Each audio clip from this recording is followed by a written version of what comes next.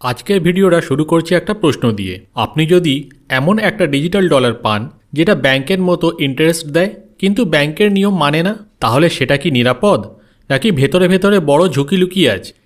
ঠিক এই প্রশ্নটাই এখন কাঁপিয়ে দিচ্ছে আমেরিকার সবচেয়ে বড় ব্যাংকগুলোর একটি জেপি মর্গ্যানকে। ভাবুন, ব্যাংকের বাইরে আরেকটা ব্যাংক তৈরি হচ্ছে যেটা দেখতে ব্যাংকের মতো, কাজও ব্যাংকের মতো, কিন্তু কোনো কড়া নজরদারি নেই। এই ভিডিওতে আমরা সহজ ভাষায় বুঝব কেন জেপি মর্গান বলছে ইল্ড বিয়ারিং স্টেবল কয়েন ভবিষ্যতে একটা বিপজ্জনক প্যারালাল ব্যাংকিং সিস্টেম বানাতে পারে। প্রথমে একদম বেসিক থেকে শুরু করি। স্টেবল কয়েন মানেটা কি? সহজ উদাহরণ দিই। ধরুন একটা ইউএসডিটি মানে প্রায় $1। দাম বেশি ওঠানামা করে না।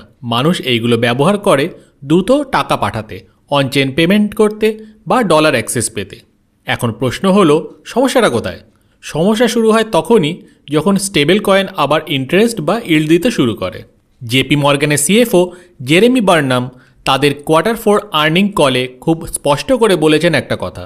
তিনি বলেছেন এমন স্টেবল কয়েন যেগুলো ব্যাংকের মতো ডিপোজিট নেয় এবং ইন্টারেস্ট দেয় কিন্তু ব্যাংকের মতো নিয়মকানুন মানে না, সেগুলো কিন্তু ভয়ঙ্কর। তাহলে একটা বাস্তব উদাহরণ দেওয়া যাক। ধরুন আপনি ব্যাংকে টাকা রাখলেন। টাকা রাখলে কি হয়? ব্যাংকে ক্যাপিটাল রিজার্ভ রাখতে হয়, রেগুলেটরের নজরদারি থাকে, ডিপোজিট সুরক্ষার নিয়ম থাকে। শত শত বছর ধরে এই সিস্টেম তৈরি হয়েছে। এখন ধরুন একটি স্টেবল কয়েন প্রজেক্ট বলছে আমাদের কাছে ডলার রাখুন, আমরা আপনাকে 6 থেকে 7% ইল্ড দেব। কিন্তু এখানে না আছে ব্যাংকের মতো সেফগার্ড, না আছে একই লেভেলের রেগুলেশন। তাহলে ঝুঁকি কার? ঝুঁকিটা কিন্তু শেষ পর্যন্ত আপনাদেরই। এই কারণেই বার্নাম বলছেন এটা একটা প্যারালাল ব্যাংকিং সিস্টেম, মানে ব্যাংকের বাইরে আরেকটা ব্যাংক কিন্তু কোনো প্রোটেকশন ছাড়াই। এখন একটা গুরুত্বপূর্ণ প্রশ্ন, তাহলে জেপি মর্গান কি ব্লকচেন বা ক্রিপ্টোকে পুরোপুরি বিরোধিতা করছে? না, বার্নাম পরিষ্কার করে বলেছেন তারা ইনোভেশন আর কম্পিটিশনের বিরুদ্ধে নয়। তারা ব্লকচেন টেকনোলজিকে সাপোর্ট করে, কিন্তু তারা চায় না এমন কিছু হোক যেটা ব্যাংকের কাজ করবে কিন্তু ব্যাংকের দায়িত্ব নেবে না। এই বিষয়টা শুধু জেপি মর্গানের মাথা ব্যথা নয়, আমেরিকার পুরো ব্যাংকিং লবি আগে থেকেই সতর্ক করেছে।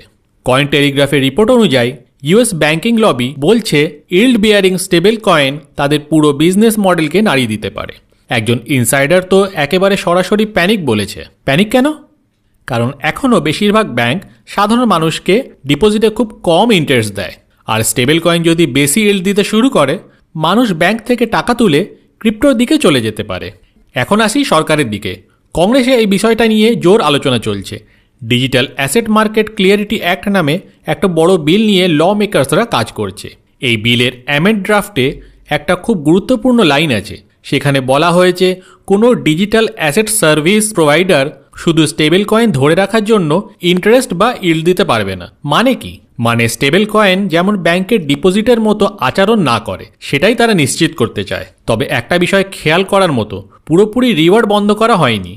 যদি কেউ লিকুইডিটি দেয়, গভর্নেন্সে অংশ নেয়, স্টেকিং করে অথবা নেটওয়ার্কের কাজে যুক্ত থাকে, সেক্ষেত্রে ইনসেন্টিভ থাকতে পারে। কিন্তু শুধু ডলার পেগ টোকেন ধরে রাখলেই ইন্টারেস্ট, এই মডেল ল মেকাররা বন্ধ করতে চায়। এখন শেষ প্রশ্ন আপনার জন্য, স্টেবল কয়েন কি ভবিষ্যতের পেমেন্ট সিস্টেম, নাকি ইল্ড বিয়ারিং স্টেবল কয়েন হিসাবেই নতুন আর একটা ফাইন্যান্সিয়াল সংকট তৈরি করতে পারে? আপনার মতে ইনোভেশন আর রেগুলেশনের মধ্যে ব্যালেন্সটা কোথায় হওয়া উচিত? কমেন্টে আপনার মতামতটা লিখতে ভুলবেন না। এই ধরনের সহজ ভাষায় ক্রিপ্টো ফাইন্যান্সের বড় খবর পেতে আমাদের চ্যানেলটিকে সাবস্ক্রাইব করুন। দেখা হবে পরের ভিডিওতে।